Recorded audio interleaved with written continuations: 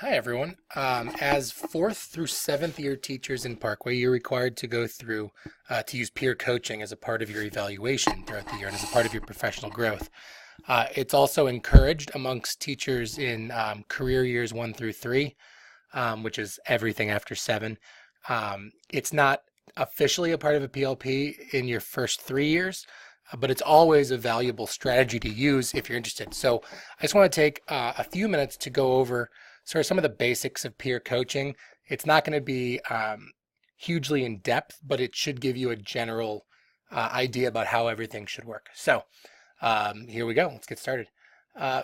First thing, the plan for the day, the question we're going to look at is really what extent can peer coaching support my professional growth? And more specifically, we're going to look at how can we use peer coaching? Like, what is the actual process? Because it's more than just sort of sitting back and giving feedback on things. So it's really important that we have a sense of how to really do it well. This comes out of Goal 5 from Parkway Schools, which is to hire, retain, and invest in an exceptional staff, that's you, that represents a unique diversity within the district. And as part of that, every teacher gets evaluated, obviously, but it also means that every teacher needs to be continuing to grow their craft and to improve in the classroom or in whatever role they're in. Today's agenda, we're just going to go through a bunch of stuff. Okay, so what is peer coaching? In Parkway, it's defined as an educator engaging in a data collection and reflective conversation with another educator for the purpose of professional growth. So it's data collection and reflective conversation. All right, so who does it? Well, the instructional coach, that's me, or curriculum coordinator does that for teachers during their first 3 years. For years 4 through 7, as I said, that's a required part of the evaluation model, and it's strongly encouraged for others. Some people who might be good to consider would be either a teammate of yours, someone who has a similar role, a person who has a similar goal.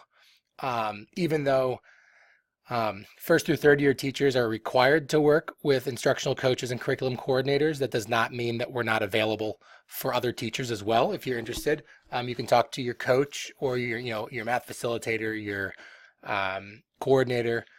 It's really up to you and your peer.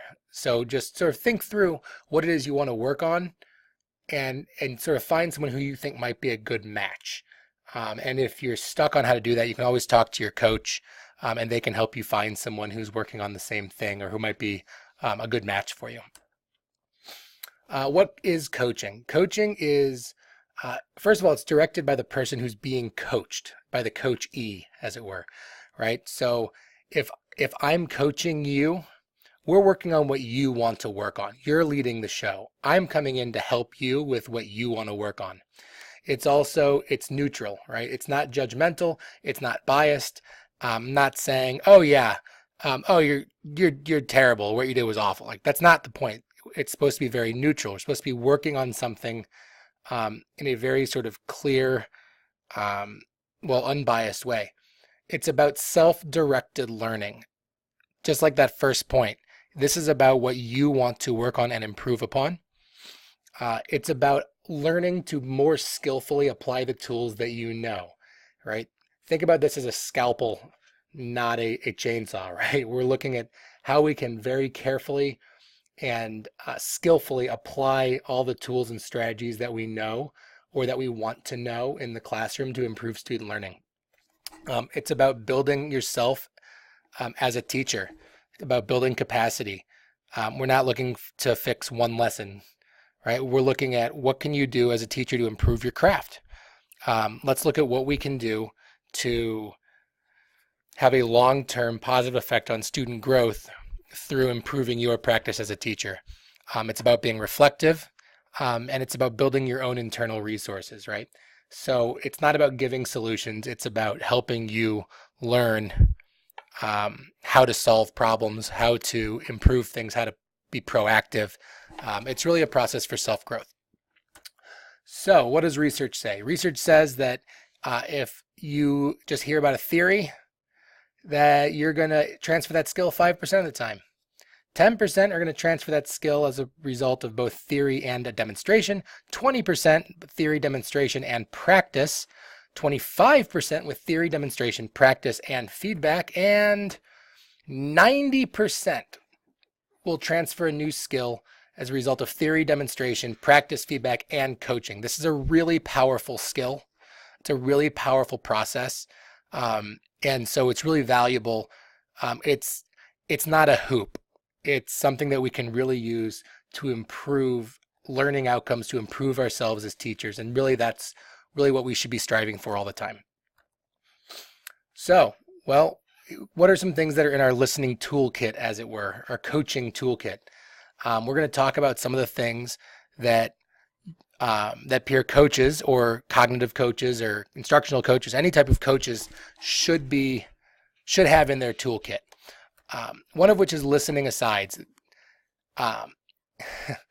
You'll recognize yourself in a lot of these, and that's okay, because everyone does some of these things, some of the time, some more than others, and that's okay. We just need to know. So one thing that a lot of us do is we do autobiographical asides, right? That's when we say, oh yeah, me too. Or, that happened to me once, and then it's about me. But with peer coaching, remember, the goal is to focus on the person who's being coached. So while we are all well-meaning when we do these autobiographical, these personal asides, that's not necessarily helping. It's really making that about the coach, where it should be about the person who's being coached. So once you start thinking about this, you might start to catch yourself doing it. You'll say, oh yeah, I had that student last year and I did this.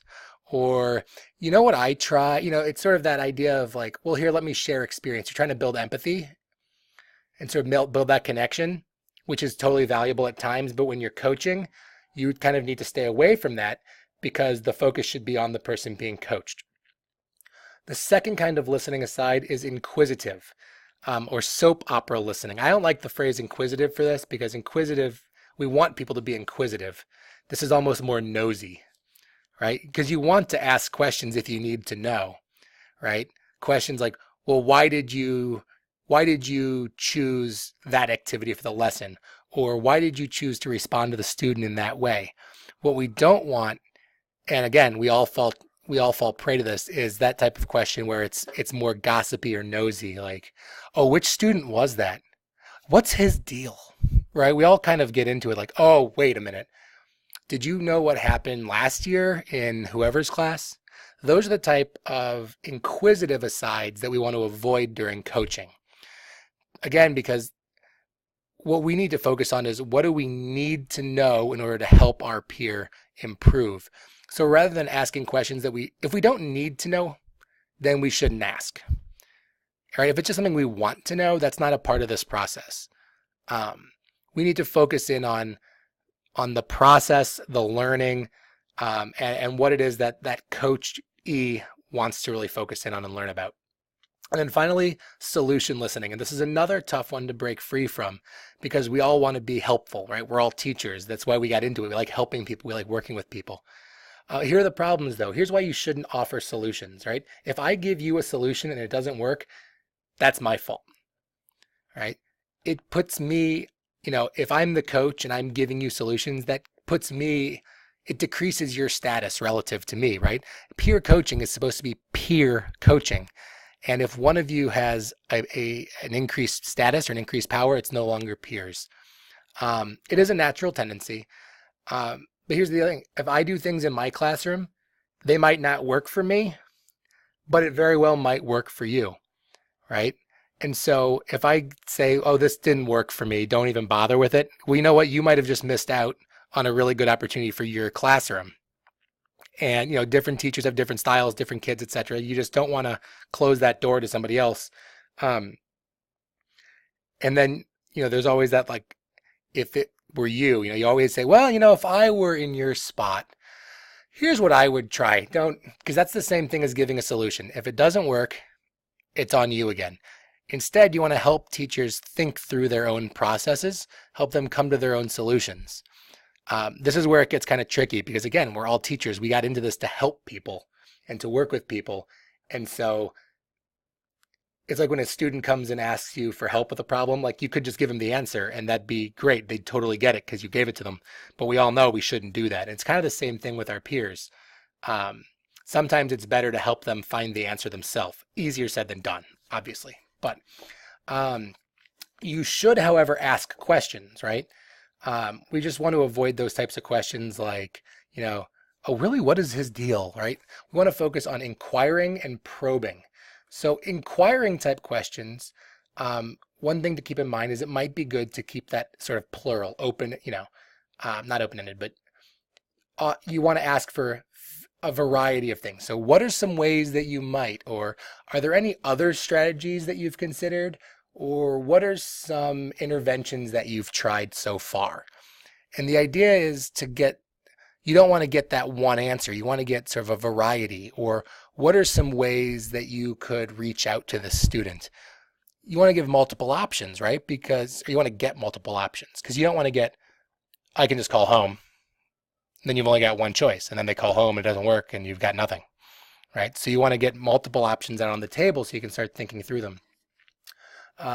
Exploratory or tentative. What might be some of the possibilities? What are some things we could do? What would happen if we did this, right? It's that idea of like, let's just put it all on the table. A lot of companies actually hire people to come in and think through every possible option. What if this car completely fails? What if it's the best-selling car? What if the factory burns down? And then they role play all through the whole thing. Why? Because you just never know. You got to think through things. So you want to put all the possibilities on the table. You also want to have easy for me to say, positive presuppositions, right?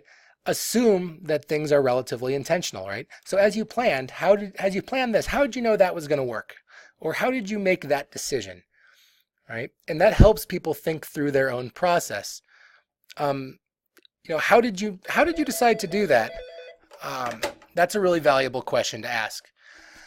You also want to keep it open-ended, right? You don't want to say, so do you think you're going to try it? Yes. Great. What have we just learned? We've learned very little, right? So you want to keep these questions open-ended. You also want to try to probe through and sort of get some clarification. We do a lot of vague things as people, right? We say things like, I've never figured out how to teach that lesson, or everyone got it, so we're in great shape, right? But you want to try to avoid that. Did everyone really get it, or did most get it? You really want to be certain. You want to ask those type of questions. Really? Everyone? Never? No one in your class understands it? Because that way you can really start to get to the root of the problem. And then they say, oh, well, actually there was a group in the back that really understood it. These other 3 tables really struggled with it. And then you can start to think through what are the differences. Also, if someone says something like, well, I should do this, I must do that, I can't, I have to. Well, why not? What would happen if you did? Who determines that you have to do it? These are really... another thing that you should probe about is vague verbs. If you find, if someone says, well, I think that worked, or I feel really good about that, or I know it worked out, right? Well, so what is it that you think? Tell me more about how you feel. Why do you feel that way? These questions at first can sort of seem like demanding, as though you're almost questioning why.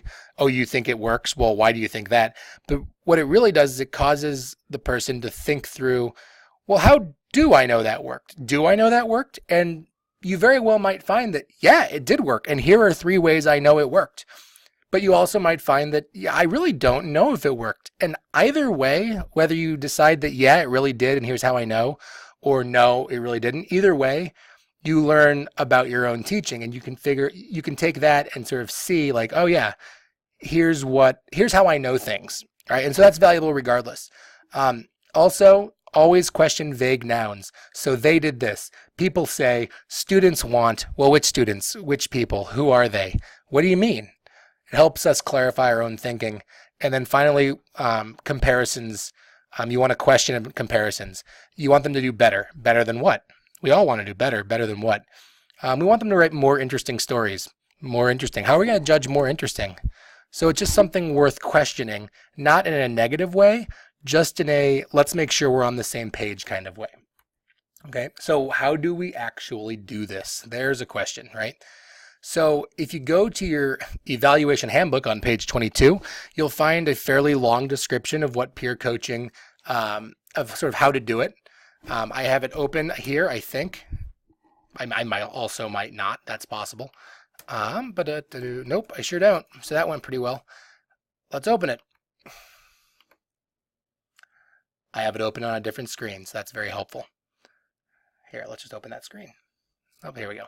So you're going to scroll down to page 22, because there's nothing more enjoyable than watching somebody scroll through a web page instead of actually just helping you with it. Sorry about that.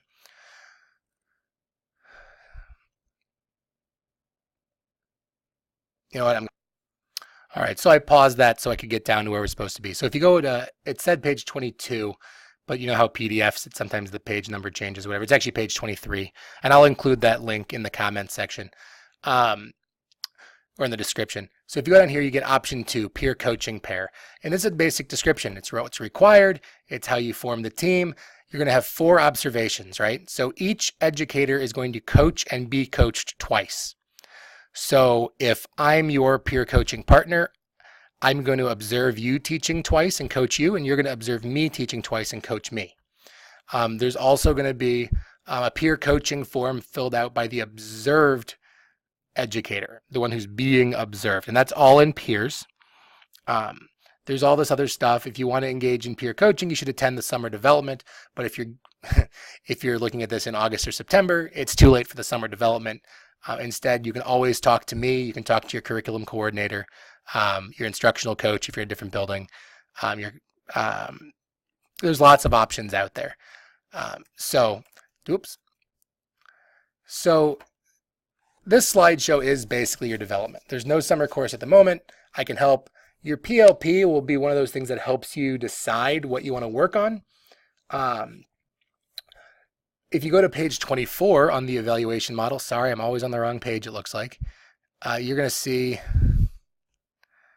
guidelines for peer coaching, right? This is really valuable because here on the left side, it gives you some guidelines for when you're being coached. And over here, it gives you guidelines for when you're coaching. So when you're during the observation, if you're being coached, you're going to teach the lesson. And if the lesson you discussed with the coach is not the lesson you'll be teaching, let the coach know so they won't be confused. Great. If you're the one doing the coaching, arrive prior to the start of the lesson. Take a seat in an inconspicuous part of the room. Utilize the pre-observation planning conference chart to ensure that you focus only on the areas discussed with the educator and only collect the agreed upon data. So this really does kind of walk you through the process. And this is on page 25. It says 24 on the slideshow. It's page 25. I'll just update the slideshow. Not this exact second. So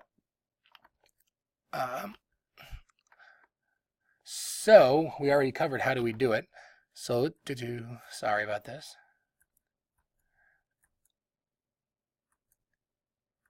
There we go. So look over the questions in your peer coaching guidelines. I don't know what it means by page 45, 46. I should have changed that, and that's my mistake. Sorry about that. Circle. I should have gotten rid of that. So okay, so if you click into here, there's actually a peer coaching tutorial for how to use it in peers. The very end of this is that chart again, sort of some of those details, like what is coaching and what is not coaching. Your next steps are, what is your plan? What do you want to do? Think through what is it that you want to work on, that you want to do some peer coaching with. Once you figure that out, you can decide, well, who is it I want to work with? And if you're not sure, talk to your instructional coach, talk to your evaluator, talk to your teammates. There's going to be someone in the building who's working on what you're working on almost every time, especially in the middle schools, which have, large faculties. There's going to be someone working on what you want to work on. And then what other questions do you have? And again, like I've said multiple times in here, you can always talk to your instructional coach or your evaluator. You can talk to your curriculum coordinator. You can talk to your mentor is your coach, but you can talk to your go-to person. They might be able to help you a little bit.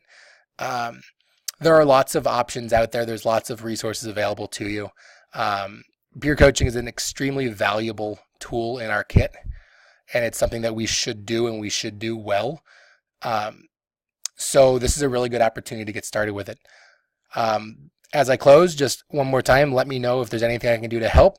That's all I got. Have a good day.